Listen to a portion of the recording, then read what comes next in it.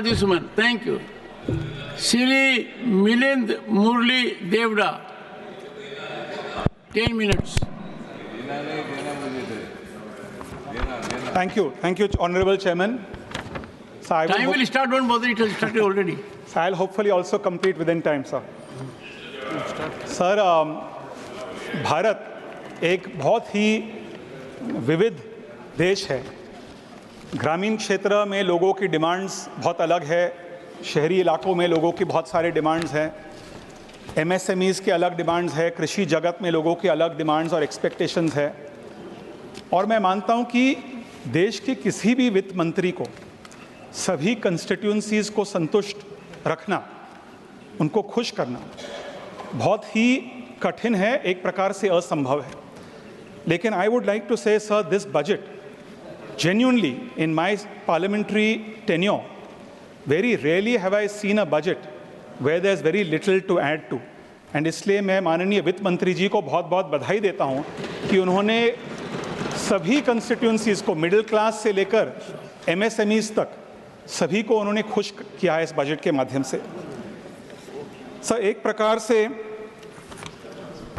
मैं वित्त मंत्री जी को इसलिए भी बधाई देना चाहूँगा कि उनके नेतृत्व में भारत और अंतर्राष्ट्रीय स्तर पर जो ऐसे बहुत सारे इंटरनेशनल इकोनॉमिक पॉलिटिकल शॉक्स, उन शॉक्स का सफलता से सामना करना, whether it is the Covid pandemic, managing inflation, driving structural reforms like the PLI scheme, tax rationalization and capital market deepening, the finance minister has demonstrated remarkable leadership.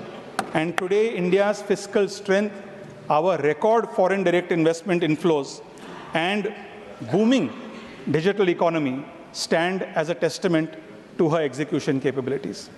Sir, मेरा मानना है कि आज इस बजट में जो सबसे महत्वपूर्ण एक प्रकार से फोकस है, that is to make India and to make India's smaller companies export ready. For decades, Indian businesses have competed globally despite challenges like complex regulations and inadequate infrastructure. This budget, in my opinion, changes the game completely. Number one, corporate tax कम करने से MSMEs को एक level playing field का अवसर दिया जाएगा. Number two, compliance का जो बोझ है, उस बोझ को घटाने से एक प्रकार से एक business friendly environment अधिक मजबूत होगा। और वित्त मंत्री जी ने अपने भाषण में जब उन्होंने बजट प्रस्तुत किया, she spoke about many measures to deregulate inefficient regulations. I look forward to hearing from her in the months ahead what the finance ministry plans to do. और तीसरा, लॉजिस्टिक्स और डिजिटल इंफ्रास्ट्रक्चर में निवेश करके Bharat make in India को export from India में बदल दिया जाए। सर, हमारे पूर्व वित्त मंत्री जी, मैं एक्चुअली गाड़ी में था और मैंने मोबाइल फ़ोन पे उनका बजट सुना। चिदम्बरम जी ने कहा कि बजट्स आपके पहले, सर अभी है नहीं, उन्होंने कहा कि budgets are about numbers, and he rightly said budgets are about numbers.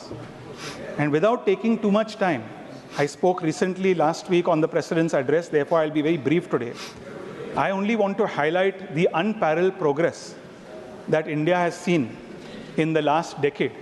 And I want to quote 14 numbers and 14 statistics.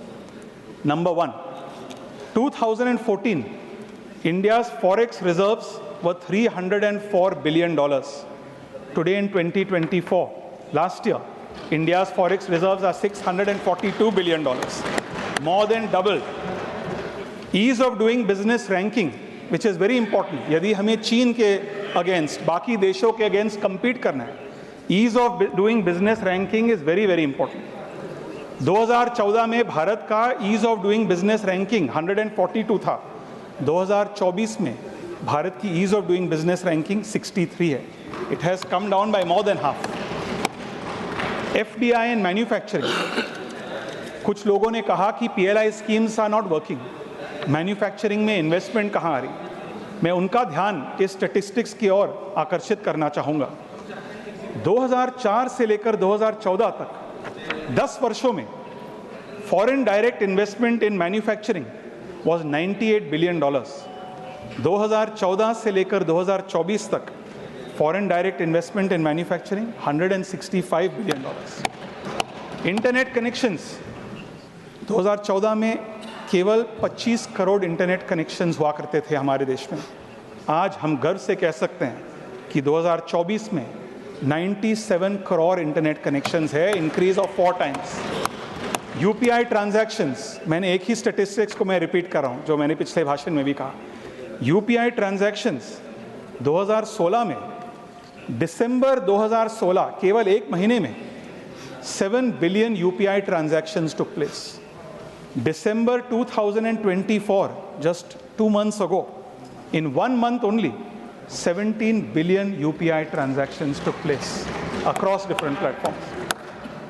परमाणु ऊर्जा क्षमता, जो आज वित्त मंत्री ने कहा कि न्यूक्लियर एनर्जी को सरकार अनलीश करना चाहती, मैं इसका तहे दिल से स्वागत करना चाहूँगा।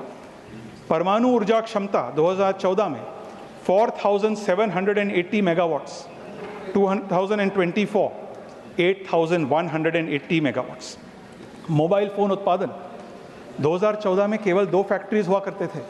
आज 2024 में भारत दुनिया में दूसरा सबसे बड़ा मोबाइल मैन्युफैक्चरिंग देश है।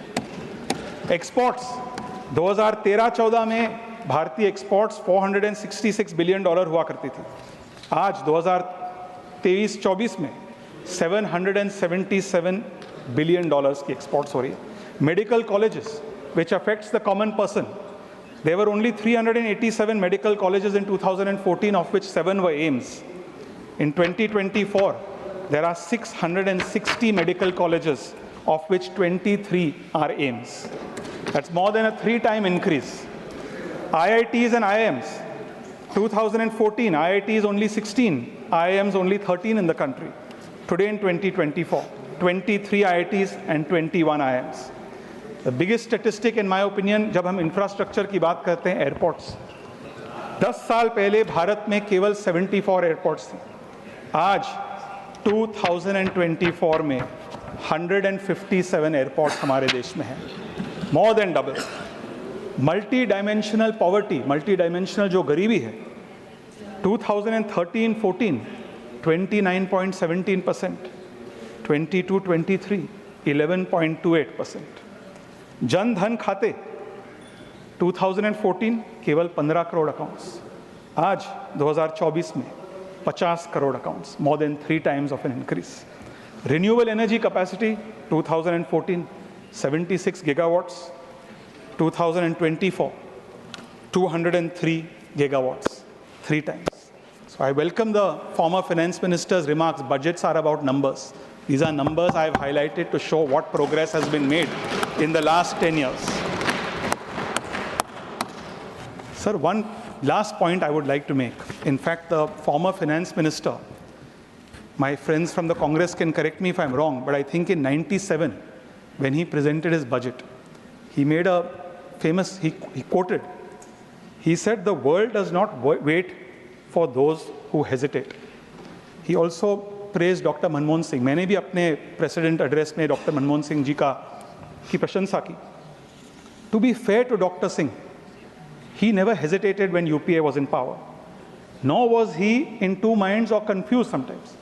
Unfortunately, there were elements in his government who were hesitant about taking India forward.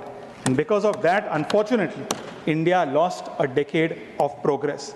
Today, one of the biggest reasons that India has progressed, is progressing, and is able to withstand the global shocks that the world is throwing at us, is because of the decisive leadership of Prime Minister Narendra Modi ji, where there is no ambiguity that to grow the country, to solve the problem of inequality, we have to have aggressive economic growth. So with these words, I once again praise the Finance Minister for an outstanding budget. Thank you very much. धन्यवाद. आपने समय से समाप्त किया.